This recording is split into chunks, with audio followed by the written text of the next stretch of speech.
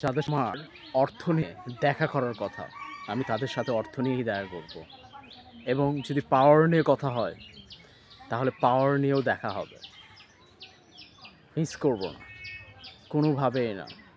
আপনি আমাকে টোকা দিয়েছেন, আমি আপনাকে লড়াইয়া দিমু, লড়াইয়া দিমু। ঠিক আছে? আপনি যে বিবেক বোধ নিয়ে কথা বলছেন আমার সাথে, আমি সেই বিবেক বোধ নিয়েই কথা বলবো আপনার সাথে। জাস্ট সময়ের জন্য একটু অপেক্ষা করছি। আমি ইনশাল্লাহ পারবো। আর আমাকে করতেই হবে। হ্যাঁ, ঠিক আছে? সেটা ভালো দিক বেছে নিয়ে করতে হবে। মেরে করব না। আমি আপনাকে সময়ে বুঝিয়ে দিব।